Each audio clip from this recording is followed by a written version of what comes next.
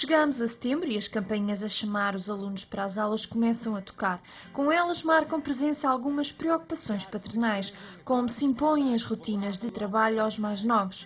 Depois de um verão de descanso, será difícil despertar o interesse pelos livros escolares? Sem dúvida, durante as férias estabelece uma rotina que é quase a não rotina. E agora, com o retorno às aulas, obviamente que tem que entrar tudo nos eixos, para bem delas e para bem das famílias, como é óbvio. Começar pelos horários de deitar, porque é extremamente importante que uma criança durma as horas suficientes. Se não houver esse cuidado da parte dos pais, porque os pais é que lhe têm que impor rotinas, como é óbvio, as crianças depois vão ensonadas para a escola, começam a ficar com um comportamento mais hiperativo, com falta de concentração, podem até ficar agressivas com os outros meninos, com a professora, enfim, por uma coisa tão simples, digamos, que é impor a rotina do sono. Os mais velhinhos, por exemplo, os adolescentes, é extremamente complicado motivá-los para estas coisas, mas os pais têm que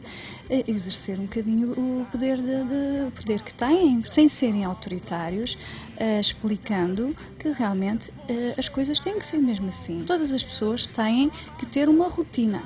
Um caderno, uma caneta e um conjunto de lápis de cor podem ajudar a colorir o regresso às aulas. Ainda hoje aqui na clínica estava a falar aqui com várias criancinhas que já atendi e que estão extremamente entusiasmadas porque foram comprar o material escolar, porque estão a fazer as etiquetas para os dossiês, a fazer os separadores, porque compraram cores coloridas para fazer aquelas coisas de uma maneira apelativa. É uma maneira muito simpática de iniciar o ano.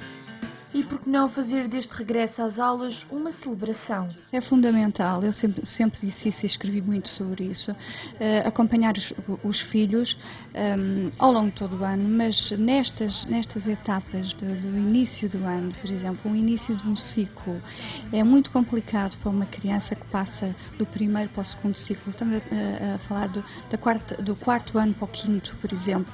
Se os pais, eu digo muitas vezes isto, festejar esses momentos, eu acho que de facto, tal como nós festejamos quando acabamos um curso superior, não é? É suposto festejarmos. Porque é que não festejamos também essas passagens de ciclo? Se transformar estes momentos em marcos da nossa vida, mas marcos positivos, se calhar é uma maneira de motivar as crianças para o lado bom do aprender. E onde ficam as brincadeiras e os momentos de descontração durante este período? As crianças têm que ter tempo para ser crianças, têm que ter tempo para brincar ou até para estar sem fazer nada. Não sobrecarregar uma criança com atividades extracurriculares, porque às vezes há crianças que andam no balé, na música, no inglês, na informática. Há muitas crianças que andam extremamente cansadas do dia a dia, crianças pequeninas que já têm agendas quase mais ocupadas do que o executivo. No entanto, é preciso mostrar às crianças a diferença de tempo para brincar e para trabalhar. Portanto, há os trabalhinhos de casa que têm que ser feitos. Pode ser uma prioridade. Há colegas meus que consideram o contrário, que a criança deve chegar a casa, primeiro brincar um bocadinho e depois estudar. Acho que depende de criança para criança, cada pessoa tem o seu ritmo e também cada criança tem o seu ritmo e cada jovem tem o seu ritmo.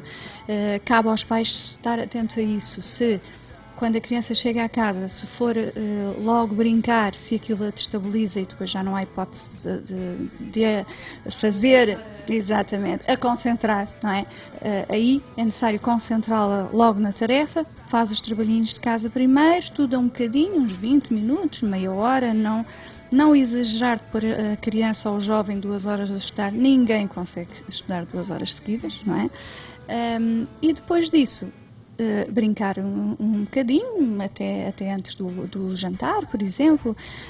Realmente cada família tem que se organizar da maneira como acha melhor, tendo isso realmente em conta de que é preciso deixar as crianças brincar, porque também é através da brincadeira que nós aprendemos muita coisa.